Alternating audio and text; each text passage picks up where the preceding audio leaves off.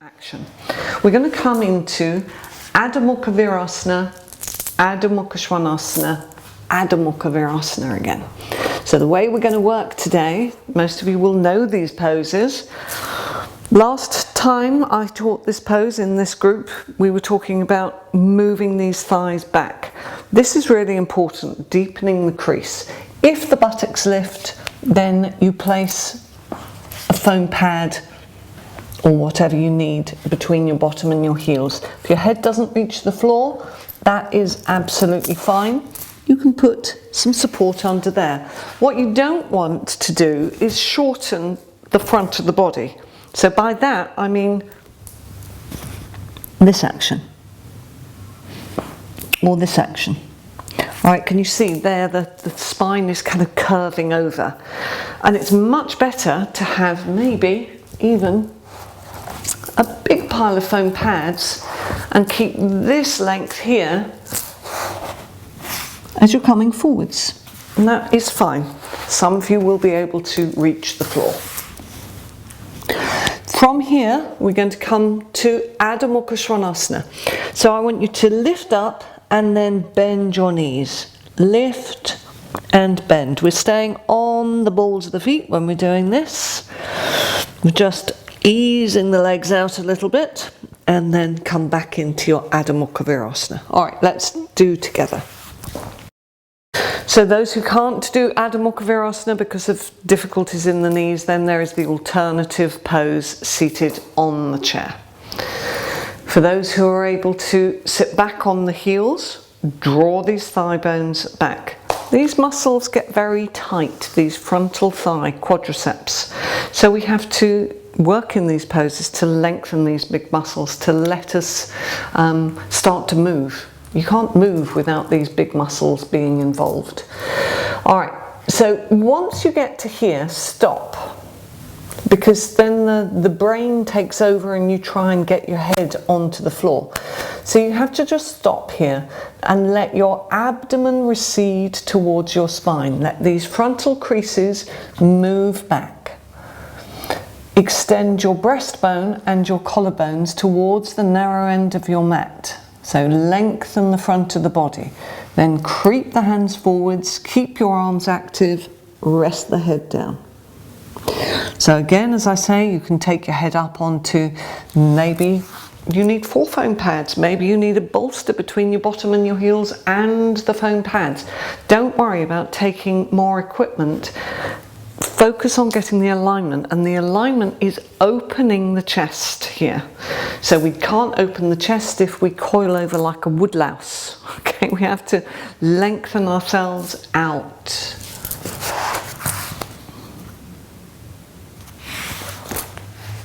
Okay, so from here we're going to come for Adho Mukha Svanasana, dog head down. Make sure that your hands are nicely spread, inner elbows facing one another. Now tuck the toes under and lift your sitting bones towards the ceiling. So lift right up. And now bend your knees. And lift. Bend. And lift. Bend. Don't hit into the back of the knees as you lift. Bend. And lift. Bend. So we're not pushing into the back of the knees, we're lifting the sitting bones as much as we can towards the ceiling. So it's almost as though it's a ball that you're chucking up into the air, and each time you throw it into the air, you lift it a little bit higher. All right, and now we're going to release down, toes together, heels apart, stretch forwards, Adho Mukha Virasana. Forward facing hero pose. Just let the breath steady and settle. Those of you who are working onto a chair, that's absolutely fine. Okay, so just sit back on your heels for a moment and have a quick look at what we're going to do now. If you don't have a yoga chair, don't worry about it. You can do this to the back of a sofa, to the back of a normal chair, to the wall if you need to. So it's not, a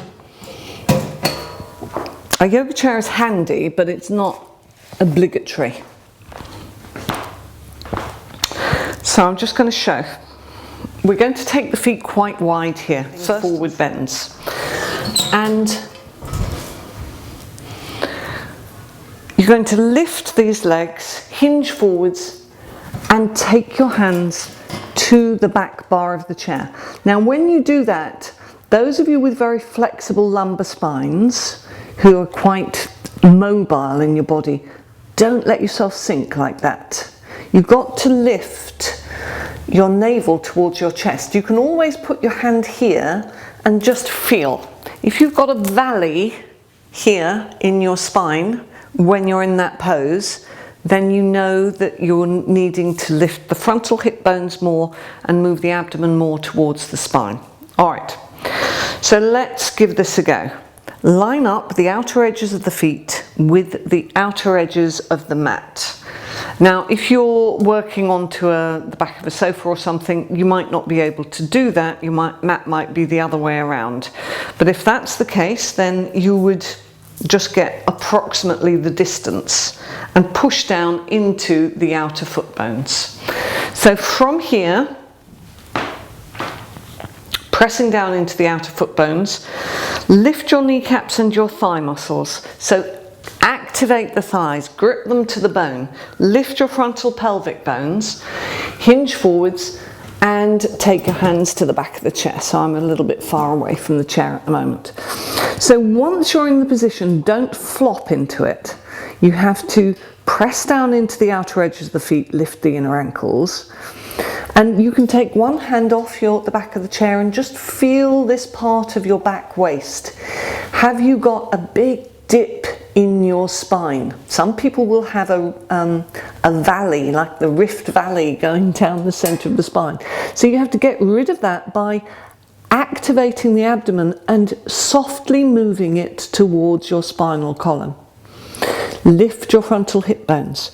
Have you lost your kneecaps? Lift your kneecaps. Have you lost your feet? Lift your toes. Lift all 10 toes off the floor. Press down with the little toe. Press down with the little toe. Press down with the little toe. Lift your inner ankles. Now put the rest of the toes down, but don't drop the inner ankles onto the inner heels. All right, and coming up out of the action. Well done.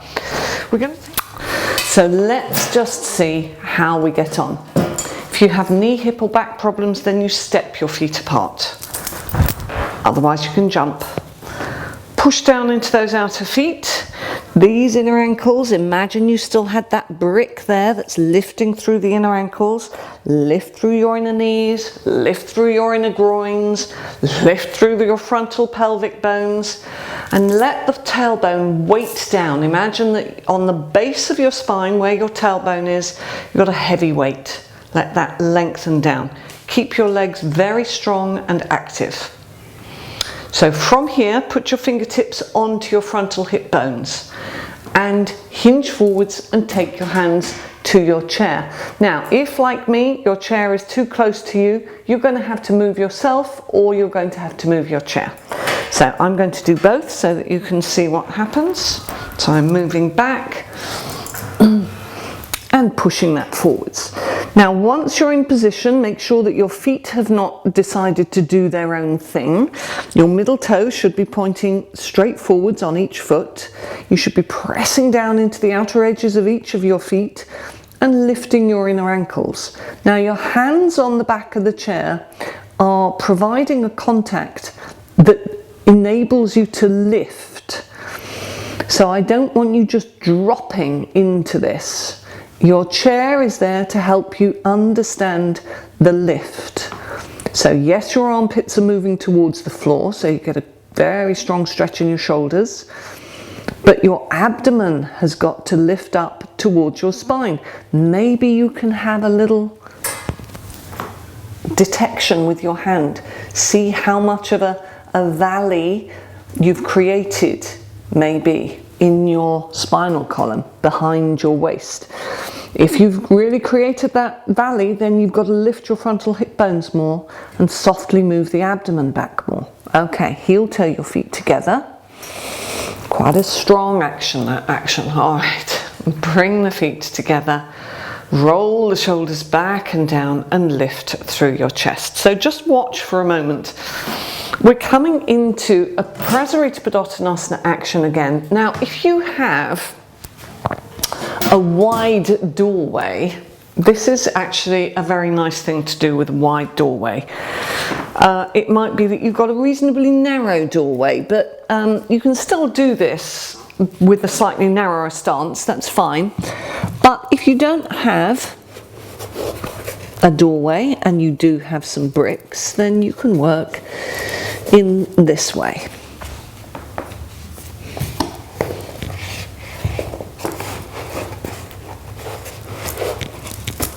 Right, so you can see, because I'm having to wrap the bricks up, my stance is not all that wide. I'm going to have to move my mat because it's not quite straight and it's driving me a bit mad.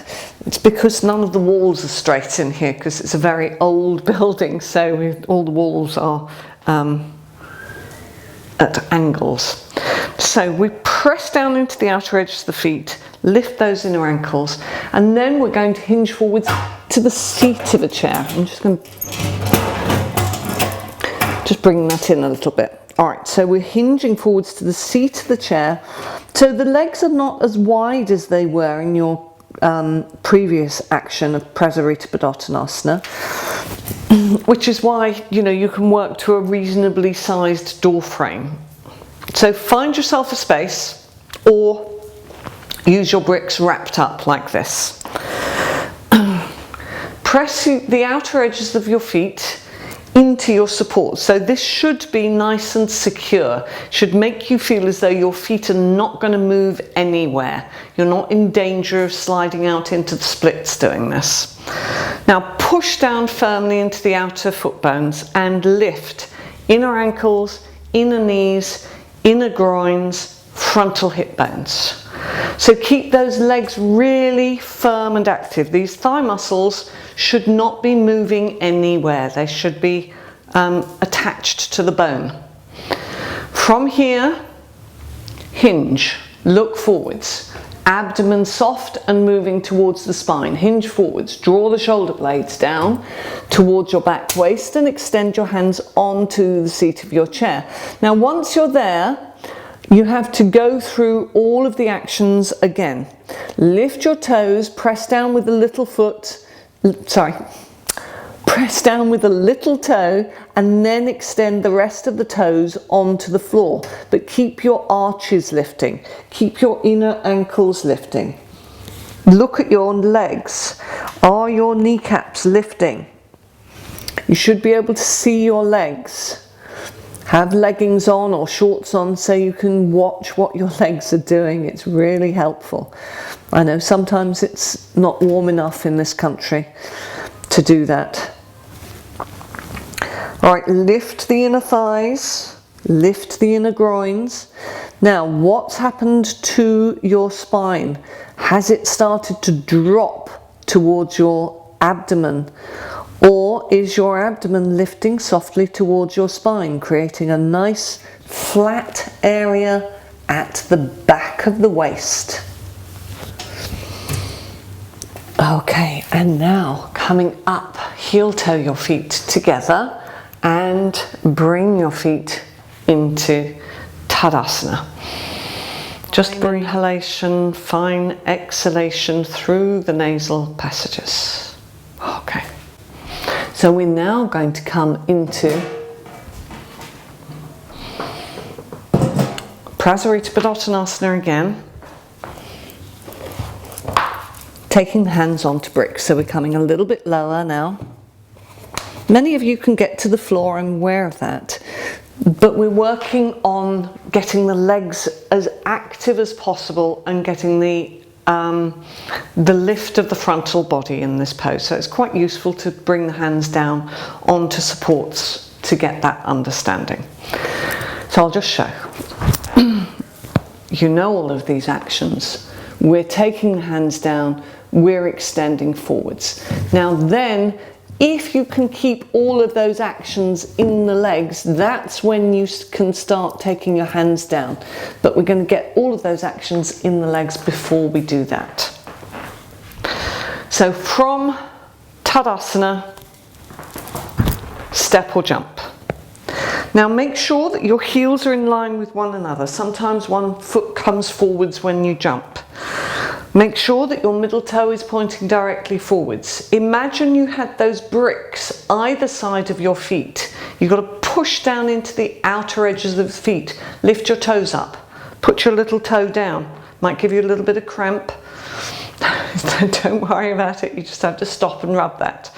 Lift the kneecaps and the thighs, lift your frontal pelvic bones, rest the rest of the toes down, but without losing that action in the legs. So from here, put your fingertips onto your frontal pelvic bones, tailbone long and heavy. Keep that action, keep the frontal pelvic bones lifted, use your fingers to lift them up and hinge forwards. Stop halfway.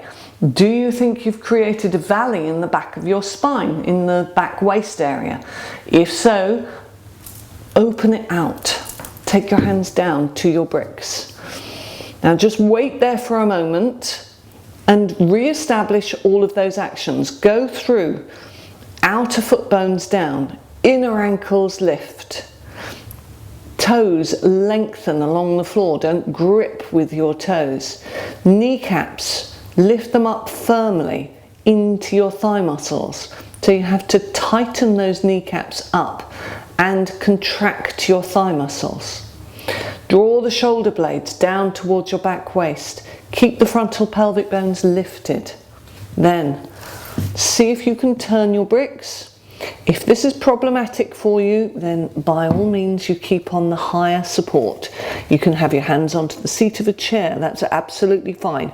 If you've got tight hamstrings, you have my sympathies. I had very tight hamstrings when I started in yoga and couldn't touch my knees. Okay, so keep all of the actions in the legs. Now some people find that this pose gives them discomfort into the inner knee, either on one or both legs. Now the reason for that is that the inner legs are not working enough. So if your inner knee is uncomfortable, imagine that you have a rope around your thigh and somebody is pulling your inner thigh out to the side. So you have to move your inner thigh really strongly without moving your feet. So are your kneecaps lifting? Are your frontal pelvic bones lifted? Have you got the breadth and broadness across your collarbones and the length in the frontal body? Now for those who have difficulties in the knees or for whom this is a new pose, you can heel toe your feet together at this point and then come up from there. Those who have a little more experience, strengthen in your legs, you're going to take your hands and place them onto your frontal hip bones. So push into those outer foot bones, hands up, lift up. Now heel toe the feet in and step or jump the feet back to the center. Stand in Tadasana and breathe. You'll have a blanket folded.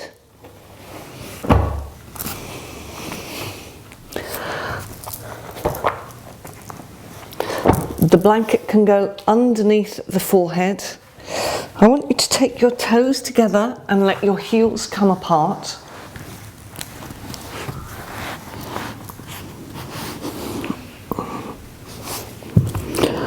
The head will come onto the blanket and you just release down like that. Alright, so come on, let's come into this position. You can come into it from hands and knees, toes together, heels apart. Just let those feet release out to the side. Really opens out nicely in the sacral region. Release down onto your tummy. Place your head onto the blanket. So once you're in position, fold your arms and let your shoulders release.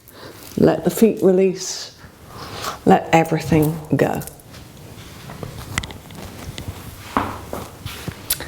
Alright, so I'm going to leave you in this pose. I want you to stay in this pose for a minimum of 5 minutes.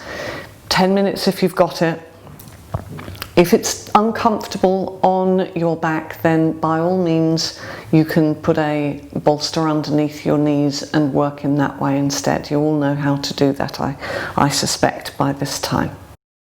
So just let the whole of the body release into the floor, let the abdomen be soft, let the facial features be soft, and relax in your prone Shavasana. So I hope you enjoyed practicing with me as much as I enjoyed teaching you this week, and stay in your Shavasana. Remember, do make sure you get some relaxation after that quite strong forward bending session, and I'll see you again next time. Namaste.